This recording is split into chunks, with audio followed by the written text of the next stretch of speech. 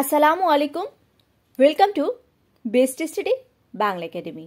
যারা আমার ভিডিওটি দেখছেন তাদের সবাইকে আন্তরিকভাবে ধন্যবাদ জানিয়ে আমি আমার ভিডিওটি স্টার্ট করছি। আমরা পড়ছি দ্বিতীয় শ্রেণীর আমার বাংলা বই। তারই ধারাবাহিক পর্যায়ে আজকে আমরা পড়ব পাঠ 23-এর আমাদের ছোট নদী কবিতাটি। আমাদের ছোট নদী কবিতাটি লিখেছেন রবীন্দ্রনাথ ঠাকুর। রবীন্দ্রনাথ ঠাকুর আমাদের বিশ্বকবি। আমাদের ছোট নদী, রবীন্দ্রনাথ ঠাকুর। আমাদের ছোট নদী চলে বাঁকে বাঁকে, বৈশাখ মাসে তার হাঁটু জল থাকে। পার হয়ে যায় গরু, পার হয় গাড়ি, দুই ধার উঁচু তার, ঢালু তার পাড়ি। চিকচিক করে বালি, কোথা নাই কাদা, একধারে কাশবন, ফুলে ফুলে সাদা। কিচিমিচি করে সেথা শালিকের ঝাঁক, রাতে ওঠে থেকে থেকে শিয়ালের হাঁক। অংশবিশেষ, এখানে পুরো কবিতাটি দেওয়া নেই, কবিতাটি অনেক বড় রয়েছে। ক্লাস 2 হিসাবে এই আটলানের কবিতাটাই দেওয়া হয়েছে এখানে। আমাদের ছোট নদী, রবীন্দ্রনাথ ঠাকুর। আমাদের ছোট নদী চলে বাঁকে বাঁকে, বৈশাখ মাসে তার হাঁটু জল থাকে। পার হয়ে যায় গরু, পার হয় গাড়ি, দুই ধার উঁচু তার, ঢালু তার পাড়ি। চিকচিক করে বালি, কোথা নাই কাদা, একধারে কাশবন, ফুলে ফুলে সাদা। কিচিমিচি করে সেথা শালিকের ঝাঁক, রাতে ওঠে থেকে থেকে শিয়ালের হাঁক। এখন আমরা কিছু শব্দ শিখব। এই যে আমরা পড়লাম বৈশাখ মাসে তার হাঁটু জল থাকে। হাঁটু জল অর্থ কি? জল অর্থ পানি, হাঁটু জল অর্থ হাঁটু সমান পানি। হাঁটু জল অর্থ হাঁটু সমান পানি। ধার, ধার অর্থ কি? তীর, ধার অর্থ তীর। কবিতার মধ্যে বলা আছে কি? দুই ধার উঁচু তার, ঢালু তার পাড়ি। তাহলে এখানে ধার অর্থ কি হবে? তীর হবে। আর ঢালু তার পাড়ি বলা হয়েছে। ঢালু অর্থ কি? নিচু।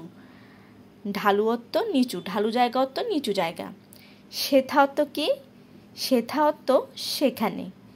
সেথা অর্থ সেখানে। এখানে কবিতায় রয়েছে কিচিমিচি করে সেথা শালিকের ঝাঁক। তাহলে সেথা অর্থ কি? সেখানে। সেখানে শালিকের ঝাঁক কিচিমিচি করে। ঝাঁক অর্থ কি? দল।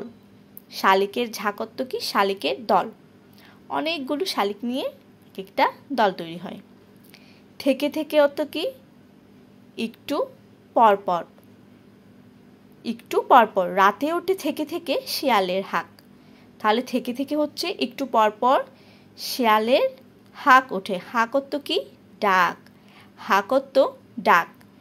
রাতের বেলা একটু পরপর শালিকের ডাক শোনা যায়, সেটাই এখানে বলা আছে। তারপর এখানে বলেছে শব্দ দিয়ে বাক্য বানাই। আমরা এখন এখানে 5টা শব্দ রয়েছে, এগুলা দিয়ে বাক্য তৈরি করব। নদী, নদী দিয়ে আমরা কি বাক্য লিখতে পারি? বাংলাদেশে অনেক নদী আছে। বাংলাদেশে অনেক নদী আছে। ছোট দিয়ে আমরা কি লিখতে পারি? বাংলাদেশে অনেক ছোট ছোট নদ নদী রয়েছে। বা বাংলাদেশে অনেক ছোট ছোট পাখিও কিন্তু রয়েছে, তাই না? বৈশাখ, বৈশাখ দিয়ে আমরা কি লিখতে পারি?